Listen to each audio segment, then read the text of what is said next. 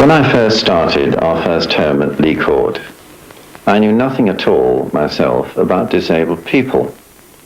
In fact, we had started for old people who couldn't get into hospital and had nowhere else to go. Then I discovered that the real need was for young disabled people, for whom at that time there was no provision whatsoever except in chronic wards, and that meant amongst the old and the senile. When they came to Lee Court, I found to my surprise that instead of wanting me to do everything for them, they wanted to do everything for themselves. In a word, they wanted to lead a life of their own choosing. They wanted the freedom to do that. And then I discovered how different everyone was from the other. I think that we tend sometimes to talk about the disabled as if they make a separate group, different from the rest of us. But essentially, each one is a person, unique. And the fact that he or she has a disability is incidental. And what is more, not only are they different in themselves, in their social background and everything, but also in their disability. Because disability comes in so many different forms and at different stages of a person's life. You can be born with it. It can creep gradually on you later in life, or it can come very suddenly. Half an hour from now, you might walk out into the street and you're hit by a car. And then you're almost totally disabled. Technology clearly has increased the risk of disability, but at the same time has opened great new horizons for disabled people, so that no matter how disabled he or she may be, I think you can say that everybody, every one of them, can lead a life of his choosing and make a unique contribution to society. But it means that society, in its turn, has got to give the help, the technical aids and gadgets, and the living environment that each person needs. That is what we have to do.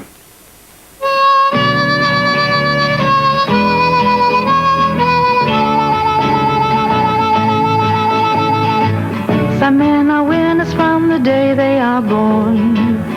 Happy and healthy, what could go wrong? But sometimes the story doesn't start out the same, and the joy of a new life is turned to pain when the beautiful baby is crippled or lame. So turn your head away if you don't want to see. Say, well, I'm sorry, but what's that to me? Or another drink and think of something new, but remember it could happen to you. One day it could happen. One day it could happen to you. I was out one evening with my boyfriend, and we'd been to a pub, and we'd met up with my brother and several other friends. And it was when we were driving back, I was on the back of his motorcycle, and we hit a stationary vehicle. Both my boyfriend and I were injured. He broke a leg. I broke my back, which is why I'm now in Stoke Mandeville Hospital. 1 person in 10 in Britain is disabled. Trini is one of them. Just a few months ago, she was leading a normal, healthy life of a teenager at school. But now we see her at the National Spinal Injury Centre at Stoke Mandeville. One of the doctors treating Trini, director of the National Spinal Injuries Centre, Dr. Hans Frankel. Well, the disability we deal with here is spinal cord damage, which in most cases is caused by an accident. There are a few diseases that cause a similar severe impairment of the spinal cord of sudden onset, but most of our patients are from accidents. The commonest being road accidents, cars, motorcycles, pedestrians, and the next commonest being industrial accidents, where people fall off buildings or things fall onto people. And finally, there are quite a lot of sporting accidents, gymnastics, horse riding, diving into shallow water. And all these injuries can damage the spinal column, which can injure the spinal cord, which runs within it. Now, the spinal cord is the main nerve supply to the body. And if the nerves in the spinal cord are physically severed, there's nothing known to medical science at the moment which can mend those nerves. The consequences of that are immensely serious. Not only is there paralysis of all the muscles below the injury, there's also a loss of feeling and a great deal of trouble with the bladder and bowel functions. Before the Second World War, paraplegics died. But through the pioneering work of Sir Ludwig Guttmann at Stoke Mandeville, paraplegics and tetraplegics, people who have broken their backs and necks, can now look forward to long and active lives. It's because of this vast experience that the hospital has always attracted patients from overseas. Mr. Silvella. Well, I had a car accident in Spain, in my own country, and I was sent to a government hospital. And after some days, my family decided to send me to one of the most experienced hospitals for spinal injuries in the world, which is Stoke-Mandeville, because all the treatment that I needed, it was much better in this hospital than in any hospital at home. They have experience of 40 years, which is very, very important.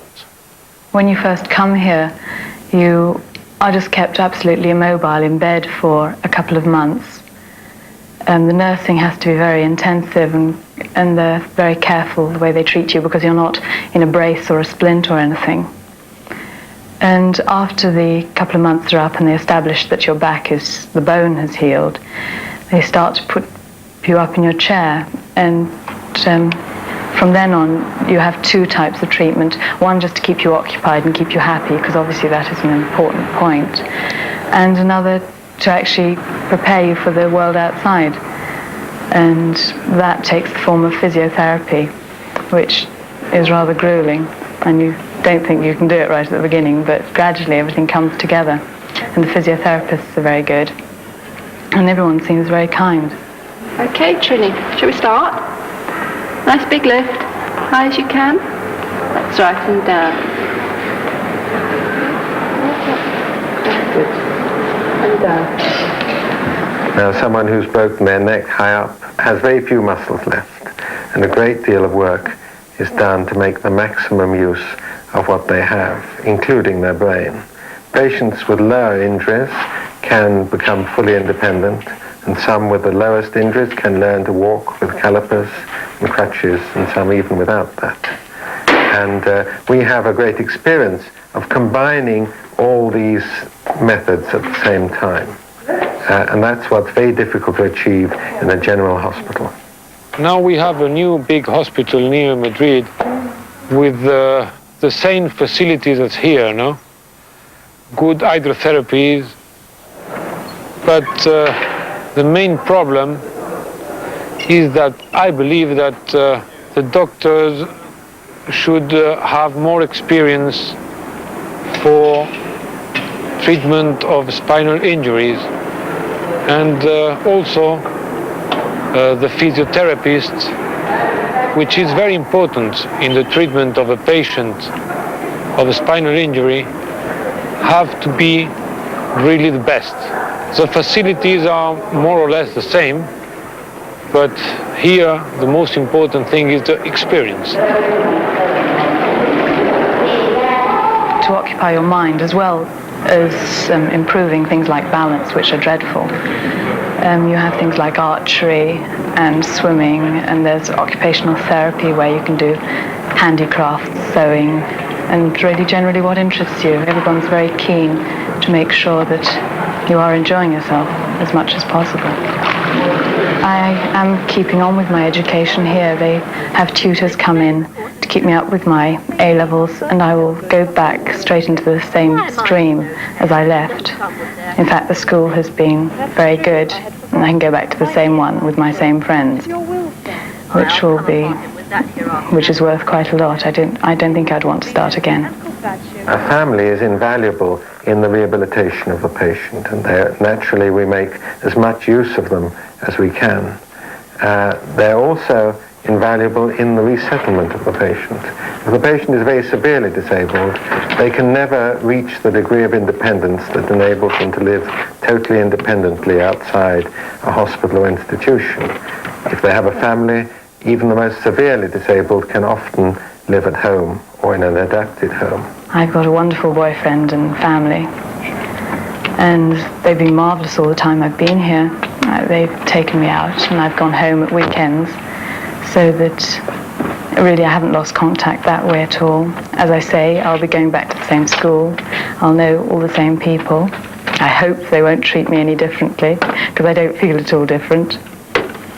And my life, I think, will just be fairly normal. In fact, I hope eventually, obviously, to marry and have children. I don't see why I shouldn't be able to. Basically, I don't think it'll be any different from how it was before. As long as there are the amenities and everything that will be there, which I hope. I haven't discovered that yet, but I'm hopeful that it will allow me to do all these things. Well, I tried to explain all those things we need to the Spanish authorities. For us, it's very important, as for everybody, to go to the theater or to the cinema or to a restaurant. And that's the reason that I think that the Spanish authorities must do those facilities for us in order that we can go to all those places. Unfortunately, some patients have no family able to care for them. Some lose their family as they get older. And this is really an unsolved problem for many elderly disabled people, that they have no one to help care for them. They're not really disabled enough to need to be in an institution, but because they have no one else, they often end up there. Girl on a motorbike, wind in her hair, so full of life, as free as the air. The vision was shattered in a wet country lane, and Trini woke up, imprisoned in pain. But nothing can hold her, she'll break free again. This disability is definitely not the end of my life. It's going to be a change. It'll be a new beginning. I'll have to think more about what I can do rather than what I can't. And there is a lot still open to me, with help, which I will need sometimes from family and friends, which at the moment is overwhelming. I should be able to lead a very full, normal life, and hopefully without any regrets of my previous life. Although at the moment Trini is getting complete support, when she returns to society, she's going to face the reality of life in a wheelchair. Often people have to change their home environment and the way they live after becoming disabled. For some people, a house or bungalow may be adapted so they can get around in a wheelchair. Others may need the facilities of a residential home, such as Lee Court, a Cheshire home in Hampshire.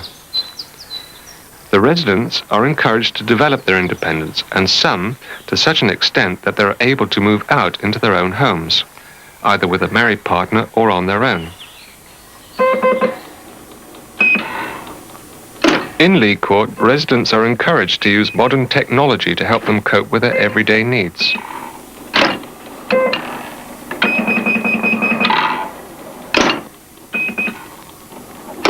But some equipment is costly, and if necessary, the Leonard Cheshire Foundation can assist financially. It's because of the foundation that many young disabled people are saved from the geriatric wards with no opportunity to develop their independence, and are able to lead as near normal a life as possible. Lee Court might be the answer for some people, but still more would like to live in the community. But provision is still inadequate. Inadequate in housing, inadequate in care facilities in most areas, and inadequate in financial provision for many. In other countries, such as Sweden and the Netherlands, they have realized that there is a need for disabled people to have their own homes in the community. And in Britain, this is what the disabled are striving for: choice. Can you describe this for me? I hop up to the bar, I have 6 steps, and it's sort of a dive, maybe a little bit of a straddle, and it something just that came natural to me.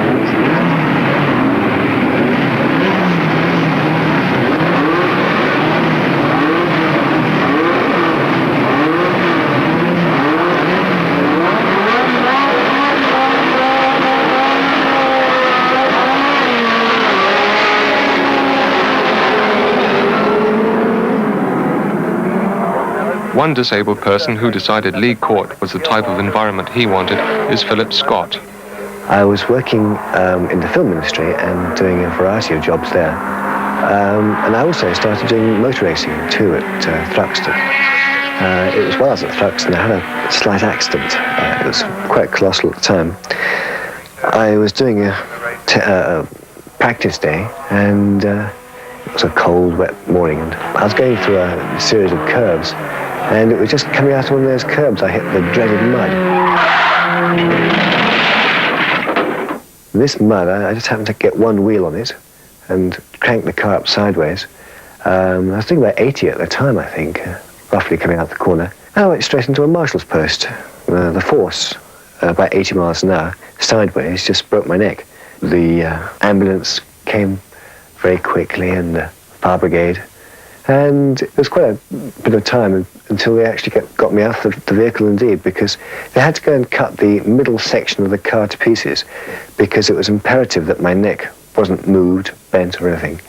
And they then lifted the middle section of the car into the ambulance, and I was then carted off to Salisbury. And there I spent my first night in hospital in Salisbury. And a day later I went to Stoke Mandeville, which was a very different experience than I ever experienced before.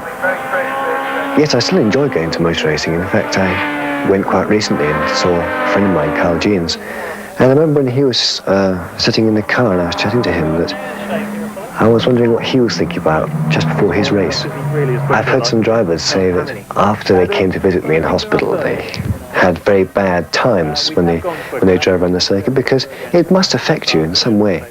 To see a friend or a colleague lying in there who got there purely because he was going about enjoying something that he was doing quite a lot of, or something. But yes, people do tend to slow down and think after a while what they're doing. I realized after a while that I'd be accumulating many new bits and pieces, and the wheelchair was really something I hadn't really thought about too much. And when I had a powered wheelchair, and I have the Versa Vitesse, this really did increase my mobility tremendously. I don't need anybody to push me, thank goodness, and I can just keep on plodding where I like. To help me get about for further distances, so I drive my wheelchair straight up into the back of this van, and this enables me to get about quite large distances. Travelling, it's very comfortable. I have these two large windows each side, which in fact are tinted glass, and this enables me to have a good view of where I'm going.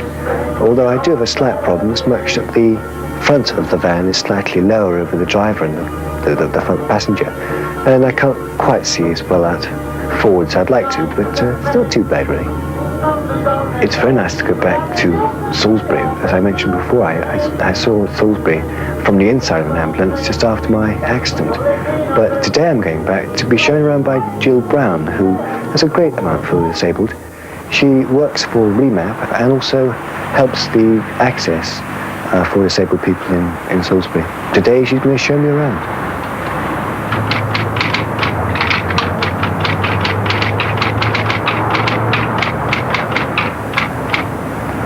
I was a physiotherapist, and I worked for some years in children's hospitals and enjoyed my work a lot. I've got rather obscure sort of muscle weakness problem, so it took some time to find a diagnosis. But then I got to the stage where I had to give up physiotherapy altogether, which I was very sad about. And I did some typing course then, which has been, though I haven't actually worked as a secretary, the typing has been very useful to me. For the last 2.5 years, I guess, I haven't been able to walk around outdoors, and I have got an electric wheelchair which I use to get around. My idea is that even though I can't walk around, I'm all right. I don't regard myself as disabled at all. I can't sit up, I can't walk around as much as anybody else. So I want to get everywhere that is possible. Hopefully architects are now aware of the problems of access for disabled and elderly people, whereas in former days they weren't. Since I've had the chair, I've had to sort of relearn my way around the town, where I can go and where I can't, and which way around I have to go. I work for the Access Committee, which we have here in Salisbury. We meet regularly, and we try to attend to all grumbles that are brought to our notice about access, do what we can.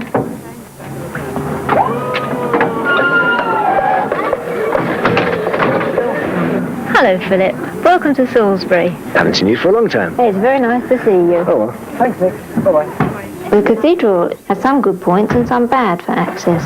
As we're going in today, and it's the summertime, the cloister door is open, and that's fine. That's got a ramp down. We can go straight in, which is very nice. But on Sundays, and when this cloister door is closed, in the winter and in the evenings, it's a slight problem. We have a ramp in the north porch, which is the other way in, but you have to rely on somebody finding it and putting it down. And there are ramps so that one can get round back up to the Lady Chapel. But at the moment, I'm afraid we can't go and have a cup of coffee in the refectory, nor can you go to the loo, but those are quite other things that I hope may be attended to in the future. Going down from the cathedral to the shopping area, we'll go down the road through the High Street gate, which is known as the crossroads. The way I usually go is straight down the High Street, in fact. Keep the sign and hope for the best. Still can't get straight into the Old George Mall because there's no drop curb and it's much too high to climb up. So we have to go right past the George Mall, and then we can get up by the Pelican Crossing and then double back on our tracks to get in. The Mall is quite a good shopping area. In fact, there's only one shop which hasn't got level access, which is it's very nice to find such an area. There's quite a variety of shops along there as well, which is useful. Butchers, bakers, which are fine, and we have a good Marks and Spencer's at the end, which is very useful. You can get around there quite easily, and they're very obliging. If you want to go upstairs, no problem, you can use the lift, and they're very helpful with taking you up. At the end of the Mall, there's a disabled loo. I call it the disabled loo because it says disabled. I think there's anybody using it is. Now, to get into the loo, as you can see, there's a wall, and then it's a very small loo, which makes the whole thing a very tricky manoeuvre. We've got to go and open the door for a start, and that's not easy. I don't think I could do it without my stick gadget, so what people do without that, I don't know. And I have got weakness in my shoulders, which does cause me more problems, but I'm not alone in that. Anyway, I go forward and get the door open. Then I would come back again, turn round, and back into the loo. Now, as you can see, it's a very tight manoeuvre because you've got a 90-degree bend to get into the door. Once I've achieved that, and I don't know how I'd do it without my mirrors, then you've got to close the door. So somehow, and it's got one of this rather stiff spring, so I had to hook my stick around the edge of the door, and then holding on to the stick and controlling the chair, back up to be beside the loo, pulling the door with me. Altogether very tricky. In fact, if you're in a self-propelling chair, I just don't know how you do it. On a Tuesday and a Saturday, there's an open market in Salisbury, but you've got to cross a very tricky cobbled area to get down to the Poultry Cross, which is very tricky. apart from being in a chair, it shakes your innards out. But people on crutches and sticks and blind people, it really is rather dangerous because the surface is so uneven. It's only 50 pence. Yeah, 10 for 50 pence. 10 pieces for 50p. People are their usual pushing selves, I think, as they are in any market. So you have to be prepared to push yourself in your chair as well. And stools are rather low, so you've got to sort of stick a little hand up on some of them, otherwise you're going to get noticed. But the actual market holders are very helpful. It's quite fun. The post office, that causes another problem, because although there is a rail on the side, there's a great big step. We've had a lot of correspondence at the Access Committee about the post office, but it seems that it is a great pity there isn't a central post office in Salisbury, in the whole of Salisbury, where one can go and get one's benefit, even stamps and things. We've got these new stores in Salisbury, which we're very thrilled about. When one approaches the doors, they swing open, absolutely super. And they're nice wide aisles, so you can get around. And there is a wide till where you can get out with your chair. The ordinary tills are too narrow, but they have got this one extra wide one with a good sign above it, where you can go straight through. And the staff are helpful if you can't reach things from the shelves. Makes a great deal of difference. It's quite a joy to go to the Playhouse because one can get in there, it's all on the level where you need to go. And also, if you let the management know when you're booking, they will arrange to take out the front seats so that you can go straight in your chair and right through to the theatre and be able to enjoy play with everybody else. I hope that in the future in Salisbury there will be quite a lot of improvements so that all disabled people can contribute more to life by being able to get to more places. If you can't get anywhere, you can't do anything, you're really stuck. As we have seen, access is crucial for independence, and even more so for a disabled person trying to obtain work. For many people, work is the key factor to the improvement of their standard of living. David Nother. I was born disabled anyway. Years ago they used to call it infantile paralysis. I don't know what they call it now, I think they call it polio, I'm not sure. But with illness today, you can do almost anything you like to help them, but years ago, if you had it, illness, you've had it, just it, and full stop. No chance of getting any help from government or anything. I've been in and out of hospital. I went into hospital when I was 13 months old, come out when I was 12 years old. And ever since then I went to college, over at Toulouse Hospital, come out of there, and got the job at Martinez ever since then, I think I'm fortunate to live at home than some people have to live at home, Cheshire Homes and other homes that are made for them. Because I can get out when I want to go out, come back when I want to come in. It's easy as that, Mother goes to bed when she wants to go to bed, I'm out, that's it. Oh, I manage all right with my disability and everything. I think it's a good idea of the invalid car.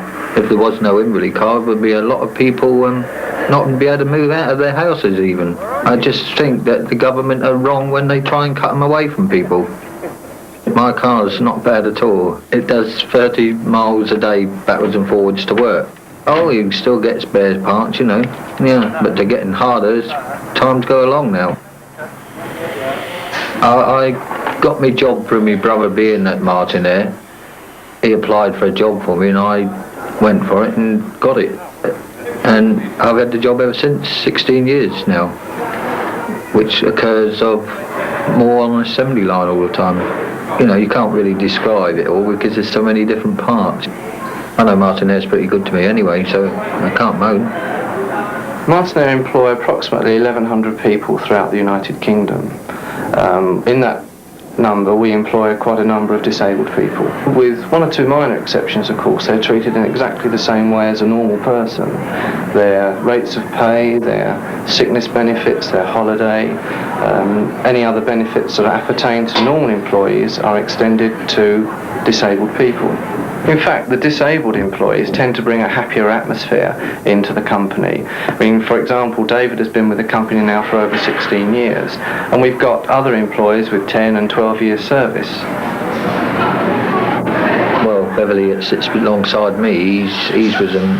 Well, I can't really say. I'm not sure, but I did hear it was an operation that put him like that. I think Martinair is about one of the best firms I know for employing disabled people. I think a hell of a lot more firms should help, but they don't. They don't want to know. Traditionally, all disabled groups have been employed far below their capabilities and frequently exploited, with few opportunities for advancement. Alan Dyte has his own experiences. I became blind about 8 years ago. I say about because it's funny, but I seem to have been blind for so long that I forget how long I've been blind. My blindness was caused through a detached retina, and this happened suddenly, and I became blind in a matter of 20 minutes. Initially, I thought that I was the only person in the world that was blind, and I thought that there was nobody around that could possibly understand what it was like to be blind. And I can remember lying in hospital crying for about 3 weeks, and I sat up one morning and I said to the staff nurse, "So I'm blind, so what?"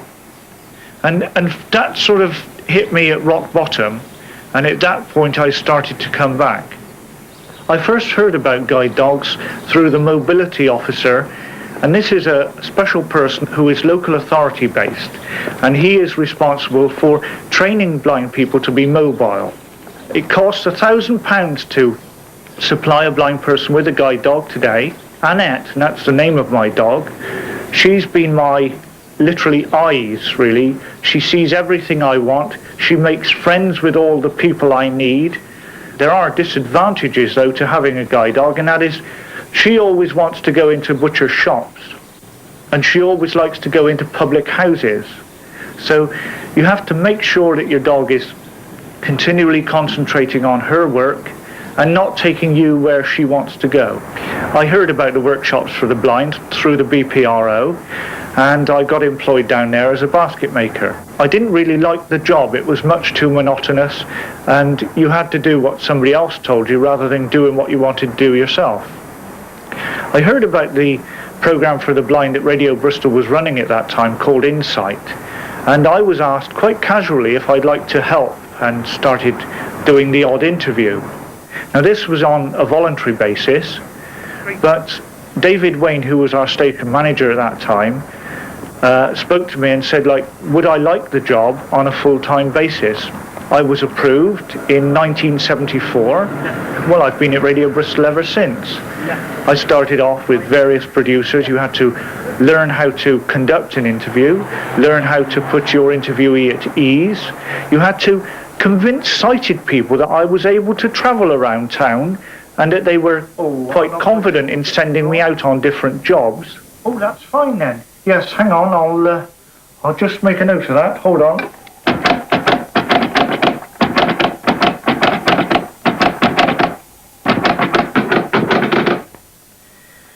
Well, that's fine. So I'll come to reception and ask for you, and then I can talk to probably one of the press operators as well. As far as employment for the blind is concerned, it's getting increasingly difficult for blind people to get the job they like. Workshops for the blinds have changed considerably over the last 10 years, and there is no longer the basket shop and the mat shop. There are now engineering and shrink packaging, but I feel that if a blind person wants to get on in life, then he's got to find the job he likes, and he's got to make it work himself. It's no good relying on the disablement resettlement officer or the blind person's resettlement officer to find you a job. You've got to find that job, bang on the manager's door and say, I can do it and I want to start on Monday. And that's the approach today, because jobs are so scarce. There's so many sighted people out of work that we've got to really push hard to make sure they're going to take their 3%, which they should take under the government regulations. Manpower Service operate a scheme called Aids to Work. Now this means that if there's any technical gadgets, like in my case, tape recorders, editing machines, timing machines, braille writing machines, if I can prove that those gadgets will aid my work and possibly mean that I could do my work quicker and get more work, then they supply all of those aids to you free. Okay, Adrian, I'll run the tape. Adrian, I understand that from Jeff Mann that you are the latest recruit to come into the workshops for the blind. How long have you actually been here? Now it's 7 weeks today. Has your impression of workshops for the blind changed since you came to work here? My impression was the impression that most people have in general, that this is a place where people just sit and make baskets all day. One of the things which took me, it must have been years to master, was how to edit tape with a razor blade. But I finally mastered this, so I can now do the whole job. I can set up my own interviews, go down and do the interviews, edit the tape, and not present it. I'm not a presenter. I know my limitations, and I'm not able to remember reels and reels of facts and figures and present the whole program. So we have a different producer, and at the moment our producer is Louis Robinson. He presents the show. I get the whole program together, do all the interviews, edit them, decide what goes into the program, give Louis the completed package. We then have a conference, and he says, yes, I like this idea. No, I don't like that. I think we ought to do this from a different angle. Drop this and start it for another way. People just sit and make baskets all day. Well, I was very pleasantly surprised at the things that do go on in this workshop. The programme is transmitted once a fortnight, Sundays at 1:03, and it's called Guideline, and it's transmitted through Radio Bristol. The time on Radio Bristol is now 1:03, and time for Guideline, our programme of special interest to the blind and disabled. It's introduced by Louis Robinson. Louis, one of the things I like about this new department is the fact that 50% of the people...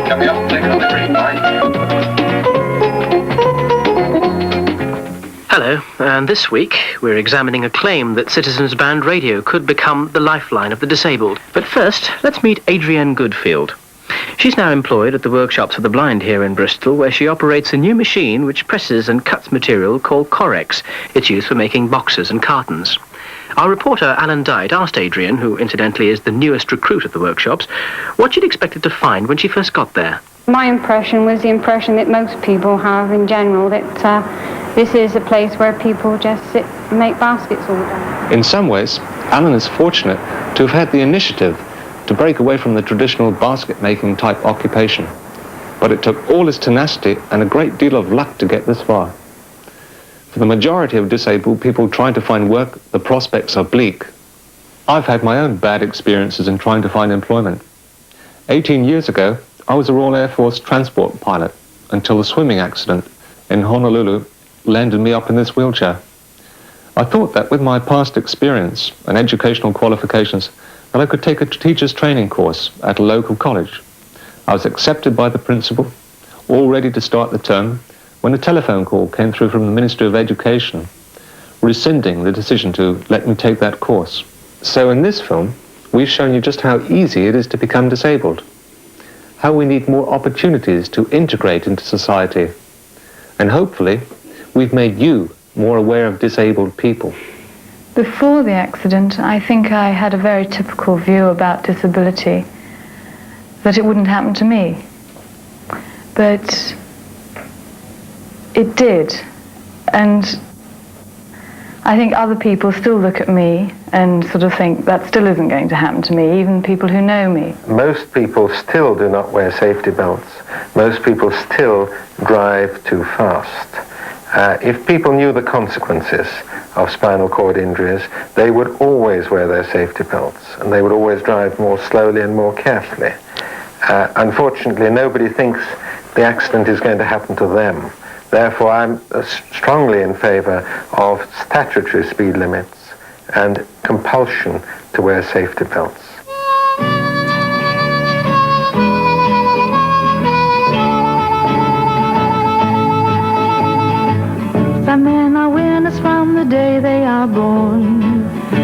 Happy and healthy, what could go wrong? But sometimes the story doesn't start out the same, and the joy of a new life is turned to pain when the beautiful baby is crippled or lame. So turn your head away if you don't want to see. Say, well, I'm sorry, but what's that to me? Or another drink and think of something new. But remember, it could happen to you. One day it could happen.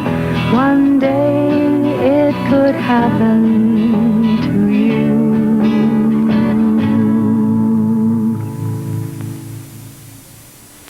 In this film, we've seen how various individuals have managed to lead a life of their own choosing, and in doing that have made a real, unique contribution to society. But we have to remember that despite all the advances that have been made in these years, there are still young disabled people, mentally alert, locked up in chronic wards amongst the old, and others who in different ways are leading restricted lives. And in this year of the disabled person, I think that we should all unite to the utmost of our ability to try and provide more facilities of every sort and kind, to make more personal contacts, so as to help disabled people to a greater freedom to choose their own way of life, to help break down the barriers, physical barriers that stop the person getting where he wants, and the more subtle barriers of mental and social outlooks. And the more we can do this, the greater the freedom we give to disabled people.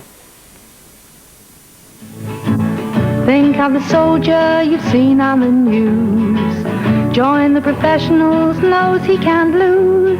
But one shot rings out in a dark Belfast street, and his life is transformed in a single heartbeat. A pension, a wheelchair, it feels like defeat. So turn your head away if you don't want to see. Say, well, I'm sorry, but what's that to me? Pour another drink and think of something new. But remember, it could happen to you. One day it could happen. One day it could happen